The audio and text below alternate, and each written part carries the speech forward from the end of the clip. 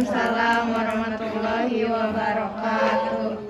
Ya, alhamdulillah ya teman-teman, hari ini kita bisa bertemu untuk praktikum KMB ya. KMB-nya muskulo udah? Muskulo udah Bu, yang sama. Oh, ini kelompok terakhir ya, kelompok berapa sih? Iya, kelompok Bu. dua ya? Kelompok tiga, Bu. Oh, tiga. Nah, ini masuknya kelompok dua. Ini ya kelompok tiga, sorry. Berarti kelas. Nah, ini baru dua kelompok ya, tinggal satu kelompok lagi. Oke, jadi hari ini kita akan melakukan praktikum di Prasat neurologis ya, medis neuro.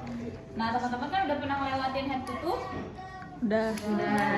Nah, untuk di syaraf ini nggak akan sebanyak head to toe. Jadi yang sudah pernah dilewati di head to toe nggak akan saya jelaskan ulang secara detail ya. Saya hanya review sedikit aja, oke? Oke. Nah, ada yang tahu nggak sih tujuan pelvis sistem persyarafan ini untuk apa? Buat ini mengkaji sistem neurologis yang melatih fungsi saraf kranial, sensorik, Saraf motorik. kranial ada berapa teman-teman?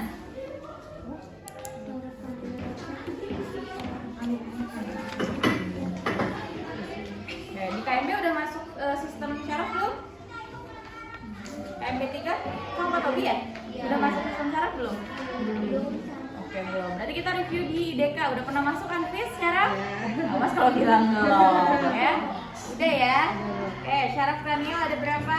12. Ada 12. Nah, untuk praktikum hari ini yang kita fokuskan itu ada di syaraf kranial dan di saraf sensori ya. Jadi yang pertama mungkin saya mau minta tolong sama teman-teman, ada yang mau jadi pasien saya di sini? Yang tinggi. Sok sini Bu. Untuk alat-alatnya hampir sama ya dengan head to toe, tapi tidak selengkap, tidak sebanyak head to toe ya. Ini silahkan tidur dulu. Ya, seperti biasa ketika kita bertemu pasien yang pertama kita lakukan adalah income consent. Selamat pagi Ibu, perkenalkan saya perawat Nurul. Hari ini kita akan melakukan pemeriksaan fisik ya di sistem syaraf. Boleh tahu nama Ibu siapa? Ibu Lucy. Ibu Lucy. Lahirnya tanggal berapa Bu? Tanggal 17 Agustus Tahun 1945.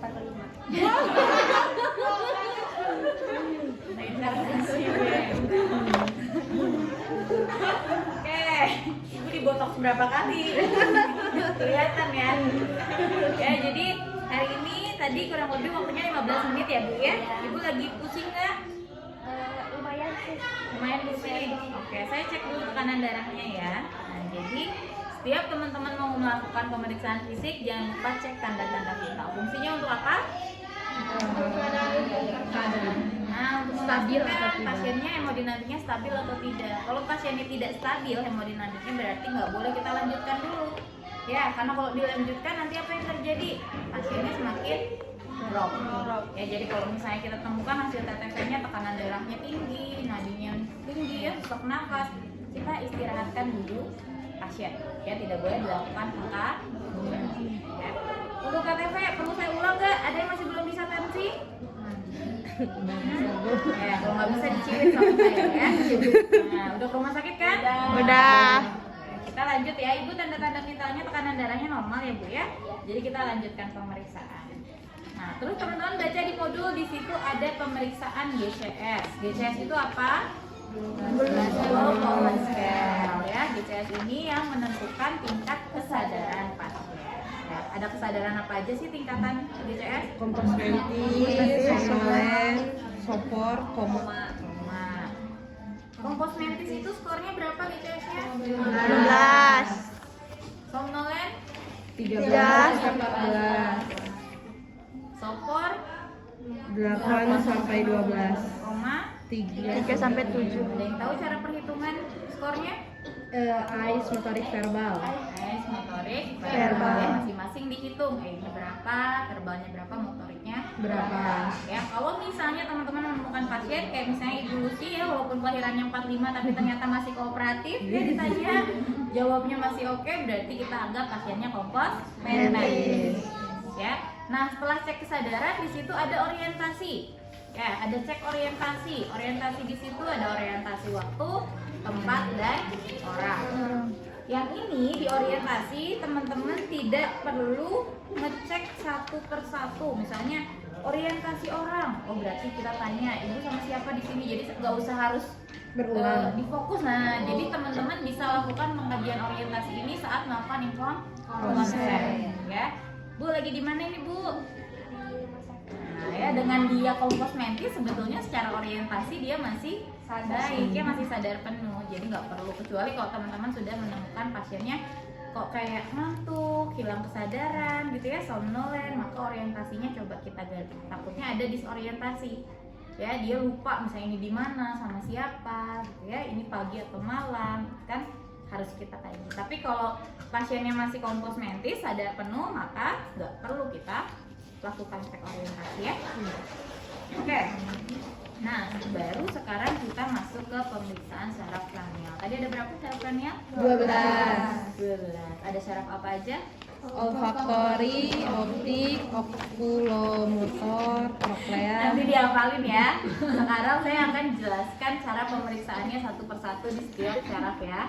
Yang pertama ada saraf olfaktori. Nah, di sini biasanya karena tadi kita sudah cek tanda-tanda vital pasien stabil, kita boleh minta pasiennya untuk duduk ya. Ibu, kalau saya minta duduk nggak apa-apa ya? Iya. Oke. Nah, yang pertama itu ada olfaktori. Olfaktori itu fungsinya untuk apa? Aroma, penciuman. Penciuman ya. Jadi di sini kita akan menguji saraf penciuman pasien masih berfungsi dengan baik atau tidak. Baik Ibu, nanti saya minta Ibu tutup matanya. Saya akan menyimpan satu benda di dekat hidung Ibu. Nanti Ibu tebak ini wangi apa ya Bu ya? Boleh ditutup matanya Bu?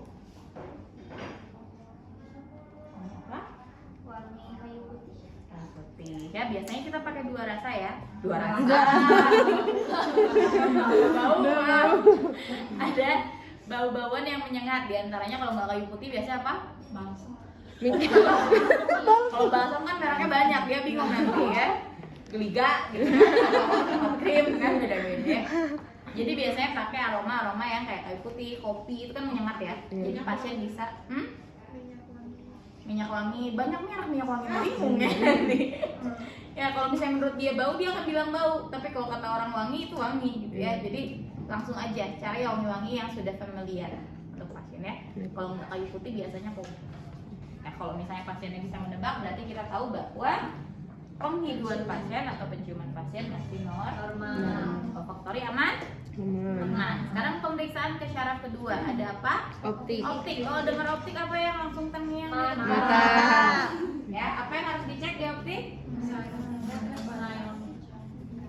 Kita gunakan Snellen chart. Ini sudah di-practice? Sudah. Perlu saya ulang?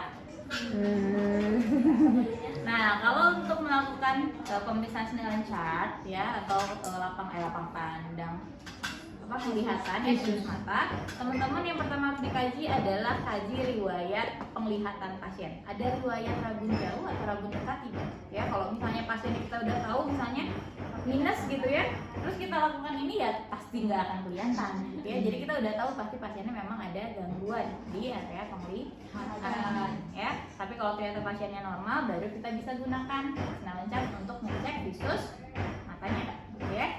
Untuk ngecek Snellen chart berapa meter? 6 meter. Terus diceknya seperti apa? Berurutan bacanya. Berurutan dari atas, nggak boleh langsung ke ya. Kasihan pasiennya ya, jadi satu-satu. Nanti dilihat pasiennya berhenti di mana. Ya, masih ingat interpretasinya? Ya. Fit itu fit. Bisa kaki. Ini jarak orang normal masih bisa melihat ya. Jadi nanti kalau misalnya berhentinya di sini, lah ini orang normal masih bisa di 80 gitu ya. Tapi ternyata di pasien udah berhenti di 6 meter ya, atau 6 langkah. Kalau di orang normal ini bisa di 80 ya. Jadi itu sebagai acuan teman-teman ya untuk ngecek interpretasi dari visus mata pasien ya. Oke, ada yang tanyakan dulu? Berarti kalau misalkan pakai kacamata nggak usah. Kalau pakai kacamata nggak perlu, karena Cuman kalau misalnya, pertanyaannya. kalau misalnya pakai kacamata itu kan nanti kita harus ada hubungannya sama ngecek minusnya ya, minusnya berapa gitu ya. Tadi jangan lupa dicek matanya satu-satu ya, jadi ditutup matanya sebelah. Oke? Iya, Bu. Oke, terus di sini masih di optik. Masih di Oh, udah ganti ya. Sorry, di optik ada satu lagi itu untuk ngecek lapang pandang. Ada yang masih ingat ngecek lapang pandang gimana? Dari belakang. Pasiennya Dari belakang. Itu pergerakan bola mata. Kalau lapang pandang berarti biasanya kita meriksa pasien dari belakang. Ibu bisa lihat ke depan. Balik ke sana, Bu. Ke sini. Nah, biasanya kalau misalnya ngecek lapang pandang, saya minta pasiennya untuk ngelurusin tangannya dulu kayak gitu. Kenapa harus seperti ini? Ini sebagai batas 180 derajat pasien. Ya, karena lapang pandang manusia itu lebarnya atau luasnya hanya sebatas 180 Derajat. sampai 360 ada nggak? Kan ya, 360 ya. Kalau manusia batasnya hanya 180. Nah, sekarang saya minta pasiennya untuk meluruskan tangannya sebagai patokan bahwa ini adalah 180 pasien. Ya. Nanti di sini, Ibu matanya lihat ke depan. Ibu lihat jari saya, masih bisa dilihat? Bisa. Masih bisa. Bisa. Dilihat? Bisa. Bisa dilihat? Masih. Nah, ini jadi patokan ya. Kalau misalnya di sini pasien udah nggak kelihatan lah, 180-nya di sini loh, gitu ya. Tapi dia udah berhenti di sini. Ya. Ya, bayang ya? Ya, kebayang. Oke, boleh diturunkan Ibu tangannya. Nggak berdiri. Oke, kita lanjut ke syaraf ya. Selanjutnya ada syaraf apa? Motor. Okulomotor. Nah, okulomotor ini sebetulnya pemeriksaannya sama dengan syaraf keempat dan keenam. Ya, makanya untuk syaraf ketiga, 4, dan 6 kita gabungkan. Ya, karena ketiganya sama, dia akan memeriksa syaraf di area kelopak mata dan pergerakan bola mata serta refleks kornea. Ya, jadi ingat ya, syaraf ke-1 tadi olfaktori sendiri, syaraf kedua optik sendiri. Nah, yang ketiga itu gabungan antara syaraf 3, 4, dan 6. Ya. Oke ya. Iya, Bu. Nah, sekarang motor pergerakan mata berarti kita minta pasiennya balik lagi. Bu, sorry ya Bu ya. Bukan ya. Nah, sekarang kita cek pupil. Ya, normalnya ketika kena cahaya, pupil orang normal harusnya Mengecil. Kalau membesar meninggal. Midriasis meninggal ya. Nah, untuk ngecek di sini teman-teman udah belajar mungkin ya, posisinya dari pinggir ya. Ibu boleh lihat ke depan. Matiin. Jangan langsung ke mata yang sebelah ya. Nanti untuk yang sebelah yang ke sini. Ya. Jadi kalau ngecek pupil itu jangan ya. Oke, terus yang kedua di sini ada sorry, bukan reflektornya. Kalau reflektornya itu nanti yang sekarang kita ke 6 sama ke 4 sama ke 6. Ini masih sama ya di pergerakan bola mata. Ya, jadi di 3, 4 dan 6 itu yang pertama tadi lihat pupil, yang kedua lihat pergerakan kelopak mata. Ya. Pada pasien-pasien normal atau teman-teman sekarang kelopak matanya bisa dinaik turunin coba. Bisa. Normal ya. Tapi pada kasus-kasus tertentu di gangguan sistem syaraf, contohnya kasus-kasus miastenia gravis, ada yang pernah dengar? Guillain-Barré syndrome, GBS, ada yang pernah dengar? Nanti diajarin sama Tobi ya. Jadi GBS, miastenia gravis itu kan salah satu beberapa penyakit sistem syaraf ya, di mana ini ada kerusakan syaraf yang menyebabkan kelopak matanya itu nggak bisa terbuka. Jadi pasiennya kayak ngantuk terus. Padahal bukan ngantuk, tapi emang dia nggak bisa buka kelopak mata. Makanya di sini kita cek. Ibu bisa mengedip, diangkat kelopak matanya. Sip. Berarti pasiennya masih baik ya kelopak matanya. Terus yang kedua pergerakan bola mata ke 8 arah mata angin. Ya, kita bisa pakai tangan atau bisa pakai alat lain ya. Ibu matanya lihat ke depan. Ibu lihat jari saya ya. Nanti kelopak mata ibu atau mata ibu ikuti jari saya tanpa merubah posisi wajah. Jadi matanya aja yang dekat. Ya.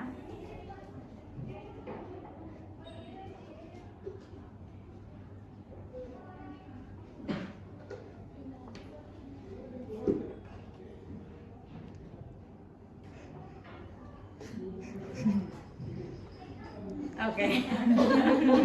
Nah, ingat ya, ketika teman-teman mau ngecek pergerakan bola mata ya ke 8 arah mata angin, posisi tangan harus kita istirahatkan. Jadi jangan, Ibu ikuti saya. Sing ya.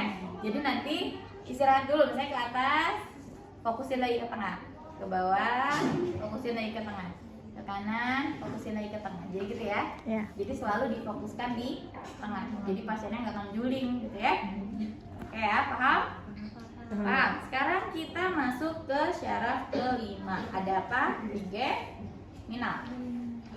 Ya, syaraf trigeminal ini fungsinya untuk melihat sensasi kornea dan juga biasanya di sini juga ngecek sensasi di kulit wajah serta mastikasi ya. Coba kita cek ya di sini.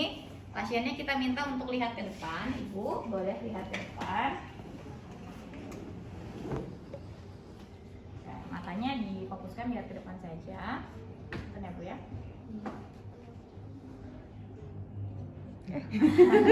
Ya, refleks kornea itu kita bisa pakai kapas ataupun benda lain ya yang agak tajam tapi jangan jarum ya. Jadi yang lembut tapi agak diperintil kecil kayak gini. Nanti suruh pasiennya lihat ke depan, kita jangan bilang-bilang menyimpan barang di ujung matanya ya.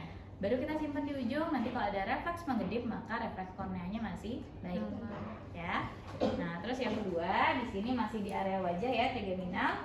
Ibu boleh ditutup matanya. Nanti saya akan menyentuh area wajah Ibu dengan beberapa benda. Nanti Ibu rasakan apa yang saya tempelkan di kulit wajah Ibu ya, apakah itu lembut, tajam, atau tumpul. Lembut.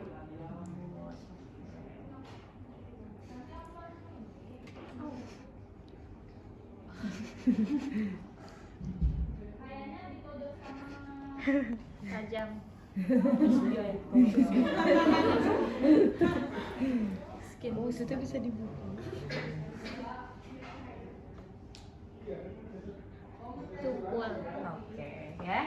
Jadi diberikan sensasi di area wajahnya. Dia disuruh nebak yang nempel di kulitnya itu lembut, tajam, atau kasar, atau tumpul gitu ya. Tadi tajam udah di-spill sama teman-temannya, au gitu. Oke, tadi yang ketiga masih di trigeminal itu ngecek kekuatan otot mastikasi. Mastikasi itu di mana sih? Tahang ya. Sini pasiennya kita pegang, Ibu digigit giginya. Nanti saya akan coba buka rahang Ibu tahan ya. Ya, bisa kayak gitu atau Ibunya disuruh buka mulut, Ibu buka mulutnya. Saya akan tutup rahang Ibu tahan ya.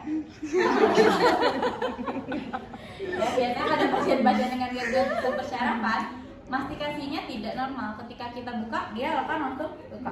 Ketika ditutup, dia akan tutup. Contohnya pasien-pasien stroke ya. Pasien stroke kan dia akan ada gangguan di proses di otot mastikasi. Paham sampai sini?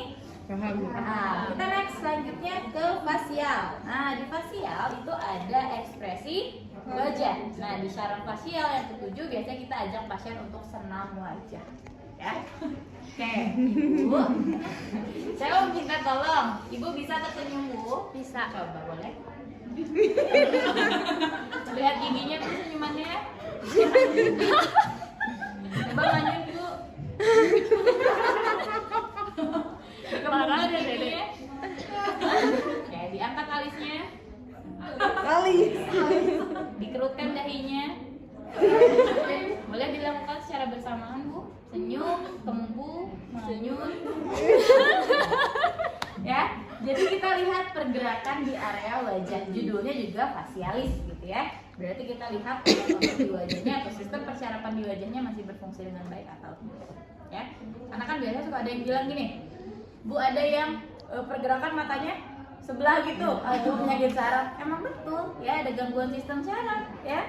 Kalau misalnya pasien-pasien yang memang ada perubahan ya, perubahan bentuk atau perubahan gerakan yang abnormal ya, tapi bisa jadi itu permanen, bisa juga dia hanya sifatnya sementara yang terus-terusan. Paham ya? Paham, Bu. Oke, sekarang ya masih di fasialis itu perasa. Ya, jadi kalau perasa biasanya kita siapkan rasa-rasa ya, manis, asin, nggak ada pedas, pahit, dan asam. Ya. Terus mereka harus sebelah pasien ya. Oke, Bu bisa ditutup matanya. Nanti saya akan menempelkan satu tetes rasa di lidah Ibu. Nanti Ibu akan menebak itu rasa apa. Nggak akan ditetesin beneran ya. Ditutup matanya, lidahnya keluarin sedikit Bu. Teman-teman pakai pipet ya nanti ya. Kalau mau cek ke pasien pakai pipet, tempelin di lidah. Oke Ibu, boleh dirasakan rasa apa tuh? Asam. Ya. Nah kalau udah asam jangan langsung ditimpa sama asin atau pahit, dikasih minum dulu untuk dinetralkan dulu, ya sampai semua rasanya bisa ditebak oleh pasien. Oke, paham ya pasialis? Jadi pasialis lebih ke wajah dan juga pengecapan, ya. Oke. Nah sekarang syarat yang ke-8 itu ada auditori. Auditori itu ke pendengaran ya, dimana pendengaran ini sebetulnya nggak usah dikaji. Ketika teman-teman ngobrol sama pasien, kalau pasiennya nggak banyak gimana? Berarti kita pastikan dia mengikuti instruksi, berarti pendengarannya Bagus. ya bagus. Kecuali kita curiga nih, ternyata pasiennya dari tadi banyak gitu ya, baru kita boleh kaji. Nah auditori dikajinya dengan apa? Bisa dengan detak jam ya, tapi jamnya nggak boleh digital ya, jamnya harus jam yang jarum. Tentunya disesuaikan dengan pendengaran perawat ya. Misalnya kita masih kurang lebih 30 cm, saya masih kedengaran, coba di pasien kedengaran enggak ya. Nah tapi satu yang harus diperhatikan sama teman-teman, kalau mau ngecek pendengaran pasien, pastikan pendengaran perawat normal ya. Jangan sampai nanti kita membalikan jadi pasien yang nggak normal gitu ya, justru kita. Jadi biasanya perawat di rumah sakit itu udah saling ngecek satu sama lain, perawat sama perawat ya.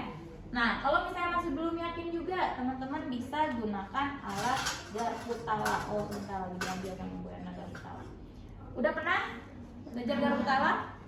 Masih ingat ada tes apa aja di Garputala? Weber.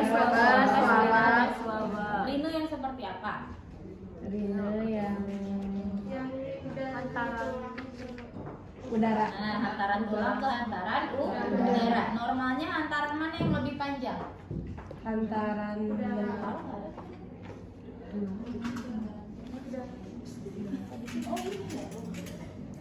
Hantaran mana? Hantaran tulang yang lebih panjang? Udara atuh.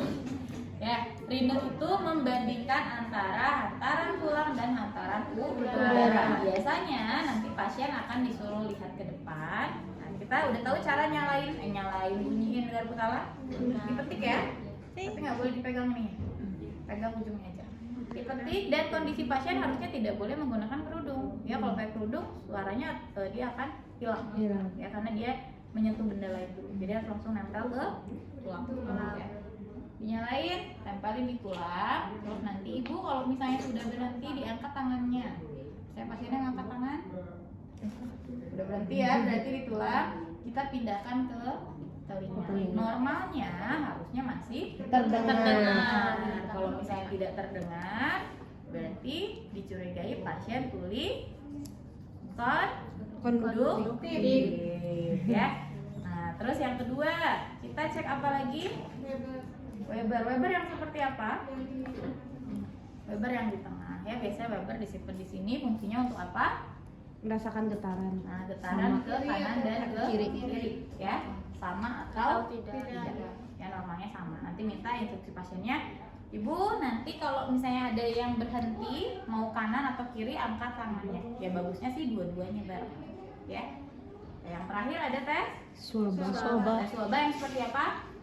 Perawat ke Ke pasien. Nah ini yang harus hati-hati ya. Ini harus dipastikan perawatnya Normal. Biasanya kita lakukan dari mana dulu? Pasien ke perawat atau perawat ke pasien dulu? Perawat ke pasien. Pasiennya misalnya perawat mendengar di saya udah berhenti, di saya masih nyala, kita coba ke pasien. Masih ada nggak Bu? ada Berarti normalnya masih Ada. ya. Terus kedua kali lagi sampai berhenti. Di saya berhenti, baru ke pasien. Masih ada nggak? nggak ada. Kalau misalnya di pasien masih ada, berarti yang bermasalah Perawat. perawatnya, ya. Nah sekarang sekarang kita balik dari pasien ke perawat. Kayak misalnya ternyata di pasiennya sudah tidak ada. Normalnya di saya harusnya nggak ada juga ya, tapi kalau di saya masih ada, berarti yang nggak normal pasien. Paham ya? Jadi kalau untuk auditori itu harus dipastikan pemeriksa itu benar-benar sehat. Ya.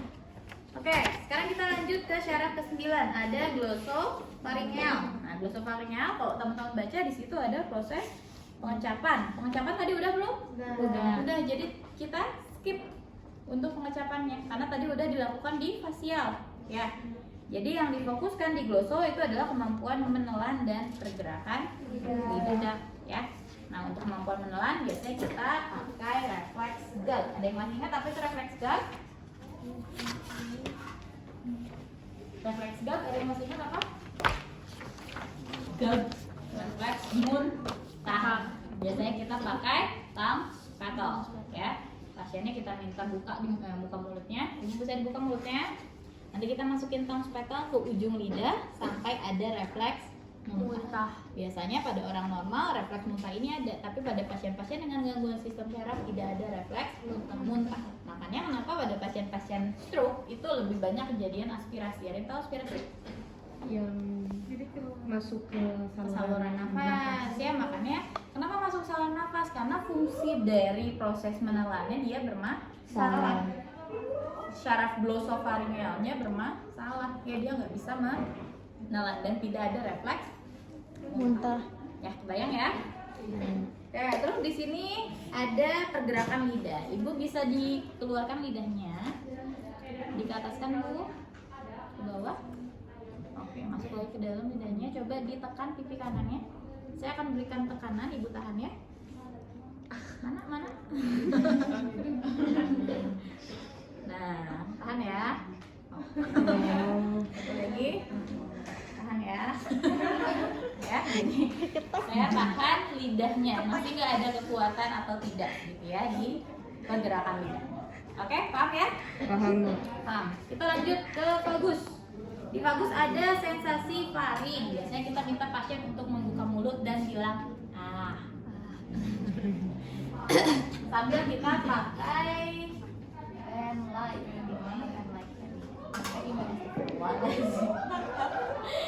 Oke, Ibu, buka mulutnya sambil bilang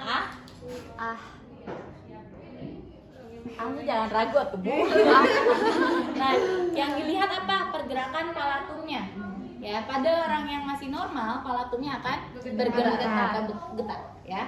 Tapi pada pasien-pasien yang gangguan sistem saraf, ketika bilang A tidak ada proses getaran, ya. Paham ya? Oke, selanjutnya ada masih di vagus ya. Ini refleks gag. Refleks gag udah ya. Sama kayak tadi, jadi bisa digabung di gloso ya. Jadi di vagus hanya A dan kita kaji suara parau. Suara parau itu seperti apa, teman-teman? Kayak serak ya, serak ya. Nah, tapi kita kaji, tanya dulu pasiennya takutnya memang seraknya memang lagi flu misalnya ya, atau lagi batuk, atau memang bawaan lahir suaranya udah serak-serak basah gitu ya. Nah, kalau kayak gitu baru kita tentukan pasiennya aman. Kecuali memang ada keluhan dari pasien, ini suara saya itu semenjak saya flu gitu ya, semenjak saya mengidap sakit ini, saya suaranya berubah. Ya, berarti kita harus curiga ada perubahan sistem saraf vagus. Ya, oke ya. Nah, yang terakhir, yang 11 ini ada aksesori. Aksesori itu pergerakan otot tambahan ya. Yang pertama biasanya kita cek di trapezius. Ibu, saya akan berikan tahanan atau tekanan ke bahu ibu, nanti ibu tahan ya. Oke. Dan di area kepala ya, ibu bisa balik ke kanan. Saya akan tahan, ibu coba balik ke depan lagi kepalanya. Kiri bu. Oke, jadi kita lihat kekuatan ototnya ya. Yang terakhir ada hipoglossal. Hipoglossal itu apa? Menggerakkan lidah. Yang tadi ya, jadi sudah digabungkan di gloso. Jadi nggak perlu dilakukan lagi. Nah, kalau teman-teman kaji dari 12 syaraf itu banyak syaraf yang pemeriksaannya digabungkan. Ya, jadi tinggal dibaca aja kira-kira mana yang bisa digabungkan. Ya, baik. Oke, sekarang masuk ke pemeriksaan saraf sensorik. Ada yang masih ingat saraf sensorik itu apa? Ayo Dianvis. Rangsangan. Motorik dan sensorik bedanya apa? Kalau sensorik rangsangan dari luar ke otak. Betul. Kalau Ya. motorik dari otak Otak ke tubuh. Nah, jadi kalau motorik kan dari otak ditransfer ke tubuh untuk bergerak. Misalnya saya pengen lari, berarti langsung bergerak. Kalau sensorik dari luar diterjemahkan oleh otak. otak. Diterima oleh siapa di otak teh? Hipotalamus. Bukan. Otak tengah. Cerebrum. Cerebrum otak besar. Cerebrum itu dibagi.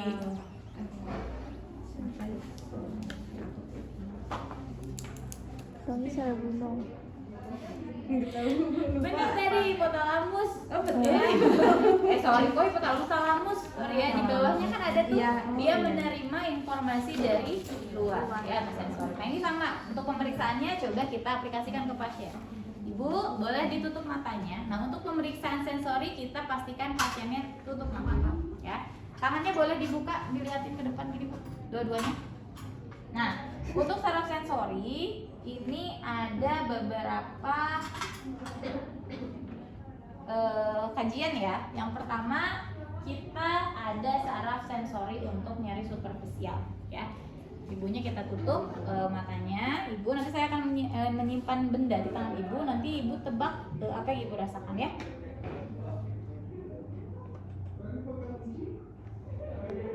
Benda tajam, sakit.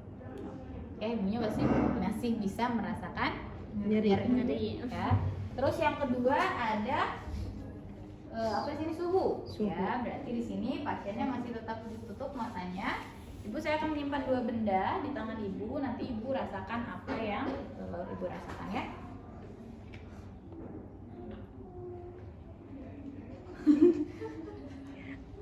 Yang kanan gimana, Bu? Dingin, Yang kiri? anget. Ya, udah nggak begitu hangat ya. Nggak begitu. Tapi hangat sih lumayan ya. Oke.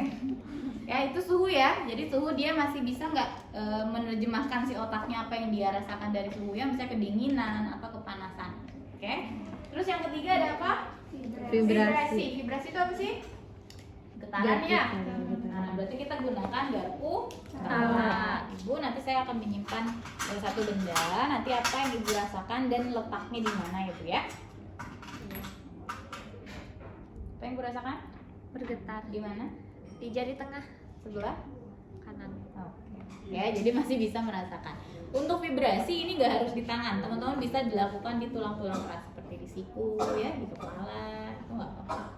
Ya, jadi pasiennya masih bisa merasakan. Oke, getaran. Ini getaran di sebelah kanan, di jari tengah di sebelah kanan, ya. Jadi pasiennya masih bisa merasakan. Selanjutnya ada apa? Posisi. Nah, kalau posisi ini kita pergerakan tangan pasien atau kaki. Ibu bisa diluruskan tangannya. Nanti ibu bilang, nanti ibu bilang, saya gerakan tangan ibu ke sebelah mana, ya? Iya. Saya gerakan tangan ibu ke sebelah mana? Ke belakang. Ke depan. Depan. Masuk. Depan masuk ke bawah. Ke kiri.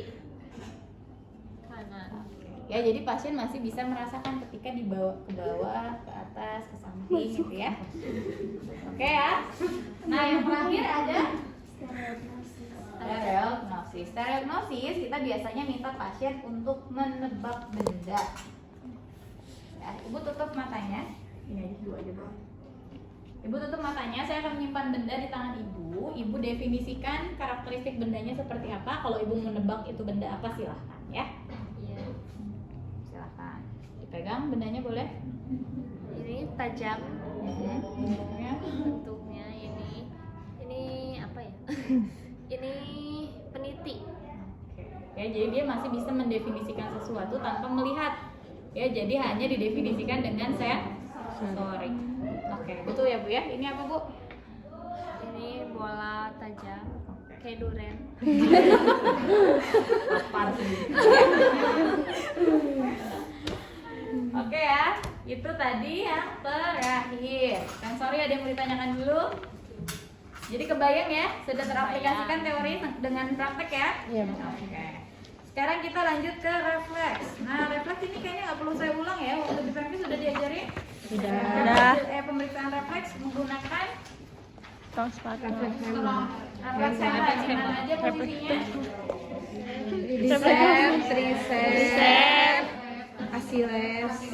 Oh ini brachio, radialis, patella, Achilles.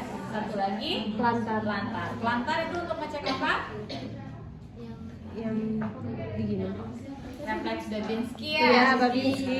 Normalnya kalau pada orang dewasa ketika dikasih rangsangan plantar dia kemana? Apa namanya? Fleksi. Turun, fleksi. Ya, kalau pada bayi ekstensi. Jadi kalau pada orang dewasa ada yang kayak gini, berarti positif refleksnya Babinski, refleks plantarnya.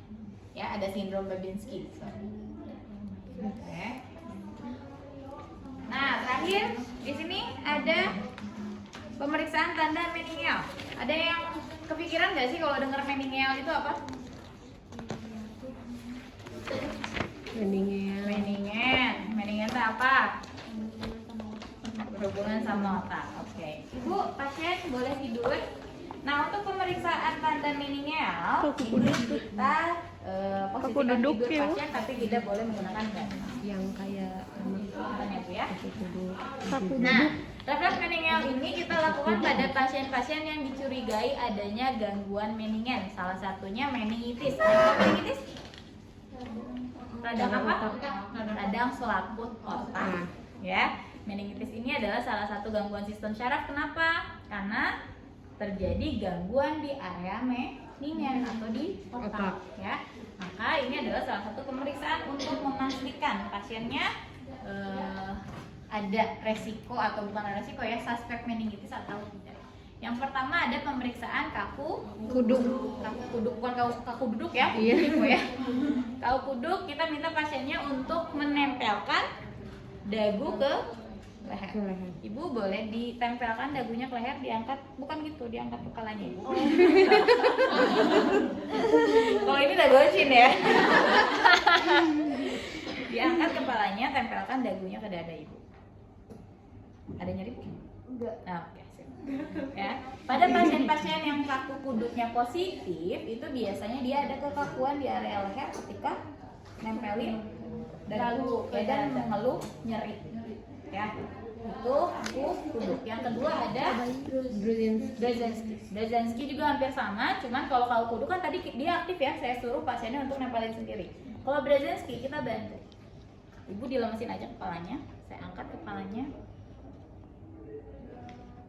Kita tempel ke dada pasien. Ada nyeri Bu? Enggak ada. Oke, normal ya. Kalau yang nggak normal kayak gimana? Yang nggak normal ketika saya tekan kepalanya dia akan mengeluh nyeri dan kakinya akan flex. Ya, jadi dia ada pengaruh karena gangguan sistem saraf ya. Ketika ada perubahan bentuk posisi, di sini akan ada perubahan juga. Nah, fleksi kaki. Refleks angkat. Ya, jadi kayak nah ini nih kayak masalah karena yang bilang ada gangguan sistem saraf. Teman-teman bisa nurunin kelingking? Kelingking. Bisa. Enggak. Yang kiri coba. Yang lain bisa. Dua-duanya bisa. Dua-duanya bisa. Bisa. Gini kan? Nggak bisa. Nah, sama saya juga yang kiri nggak bisa. Nah, tapi bisa. Ya, jadi ini sebetulnya memang ada gangguan persarafan loh. Hati-hati. Ya. Bisa tuh. Jadi ada yang bisa, ada yang enggak. Termasuk saya, yang kanan saya bisa, tapi yang kiri nggak bisa. Nah, dia kalau sama halnya kayak Brzezinski ya. Jadi ketika ini ditunduk akan ada yang tertarik. Oh iya. Baru ngeh ya? Baru ngeh kan kalian tidak sempurna. Tidak ada yang sempurna ya teman-teman ya. Lihat yang sempurna tuh gini berarti. Oke, paham ya? Iya Bu. Itu Brzezinski. Yang ketiga ada cek apa? Leslie itu ceknya di kaki. Jadi kita minta kaki pasien diluruskan. Ibu dilemaskan, nanti saya akan angkat kaki ibu. Kalau nyeri bilang ya Bu ya. Ini diangkat. normalnya sampai 70 derajat ini masih tidak terasa nyeri. Tapi pada pasien-pasien yang Lesquie-nya positif, ini biasanya ketika diangkat belum sampai 70 derajat dia mengeluh nyeri dan kaki kirinya ikut fleksi. Fleksi. Nah, ya, jadi sama kayak tadi, dia ketarik. Ketika ini semakin ditarik ke atas, mengeluh nyeri dan kaki sebelah kiri akan naik ke atas. Paham? Paham. Yang terakhir ada Kernik. Nah, tes Kernik itu hampir sama, tapi bedanya kalau Lesquie tadi kan dia lurus ya, kayak gini. Nah, kalau Kernik ini kita fleksikan dulu, baru kita angkat kayak gini, baru kita akan mengangkat kaki bagian bawahnya. Ibu kalau nyeri bilang ya, ada nyeri? Normalnya dia bisa diangkat sampai ke atas. Tapi kalau misalnya positif Kerniknya, ketika diangkat belum sampai ke atas dia sudah mengeluh nyeri, ditambah ada refleks fleksi kaki sebelah kiri. Ya, jadi hampir sama ya, cuman bedanya tadi kalau Lesquie langsung lurus, kalau Kernik ini kita lipat dulu kayak gini. Paham ya? Paham. Oke, sampai di sini ada yang bertanyakan dulu? Ada tambahan kan? Cukup? Oke. Ibu kalau tadi yang lapang pandang itu harus duduk atau berdiri? Berdiri boleh. Berdiri boleh. Ya. Terus ada pernah teman-teman mendengar tes Stromberg? Tes Stromberg itu adalah salah satu pemeriksaan di auditori ya, karena ini hubungannya sama tes keseimbangan. Boleh ibu pasien duduk, terima kasih ya. Oke, tadi kalau udah selesai langsung info konsen kembali ya. Nanti bilang kalau pemeriksaannya akan diinfokan lebih lanjut. Ya. Nah, ada namanya tes Stromberg. Tes Stromberg ini sebetulnya untuk melihat keseimbangan tubuh manusia. Biasanya pada pasien-pasien dengan gangguan meningeal itu akan ada gangguan di tes Stromberg-nya. Jadi tes Stromberg ini biasanya kita minta pasiennya untuk posisi berdiri, terus kakinya diluruskan ya, ditempelkan, dibuka sedikit, tangannya disimpan di dada, dan pasien diminta untuk tutup mata selama 30 detik. Nah, pada pasien-pasien yang tes Stromberg-nya positif, itu biasanya belum 30 detik dia udah oleng atau sudah terjatuh. Ya, jadi tes Stromberg ini adalah salah satu untuk ngecek juga gangguan meningeal sebetulnya ya, bisa diaplikasikan. Atau kalau nggak Stromberg bisa juga pasiennya diminta jalan tapi lurus. Posisinya tegak. Nah, pada pasien-pasien yang ada gangguan meningeal biasanya ketika disuruh jalan lurus, dia akan oleng, nggak bisa lurus. Tapi jalan lurusnya tutup mata apa bukan? Buka mata, buka mata tapi fokus ke depan. Nah, ini kakinya harus lurus, ya, bukan di catwalk ya, tapi dia jalan lurus. Hujan. Oh, hujan. Hujan. Ya, oke. Ada yang bertanyakan lagi? Bisa dipahami ya? Bisa, Bu. Jadi untuk sistem syaraf ini nanti kan diujiankan nih. Teman-teman itu fokusnya pertama boleh diingat-ingat nama sistem syarafnya apa dan ingat-ingat digabungnya di mana aja. Ya, jadi kalau yang sudah digabung nggak perlu diulang lagi, bisa digabungkan saja. Kayak tadi misalnya 3, 4, 6, terus gloso sama vagus ada yang sama ya, itu bisa digabungkan. Atau fasial tadi yang pengecapan sama gloso sama gitu ya, ada pengecapan berarti disekaligus saja. Oke ya? Oke, ada yang mau ditanyakan lagi? Ujiannya sama ibu berarti. Ujiannya sama siapa? Ibu. Ya, oke, nanti untuk ujian kayaknya sih ujiannya akan di tahun depan. Iya, karena sebulan lagi. Ya, tahun depan, karena bulan Desember ini kayaknya kita fokuskan prakteknya diberesin dulu ya, karena teman-teman masih ada 2 sama saya yang perawatan luka sama alat mobilisasi ya. Jadi untuk ujian insya Allah kita laksanakan di tahun depan, di bulan Januari insya Allah ya. 12 bulan, cuma tinggal sebulan lagi ya. Kita udah ketemu tahun depan, oke? Oke, ada yang bertanyakan? Kalau nanti di ujiannya tes rombok nggak usah. Nggak usah, nggak usah. Yang tadi aja berarti. Tes rombok. Ya, Nggak tahu. oke ya. Ya, Bu. Oke, sekarang teman-teman kalau mau nge-review lagi, di sini Bu emang udah siapin Garputala sama buat refleks ya. Maka sekarang kita teman-teman review kembali untuk ngecek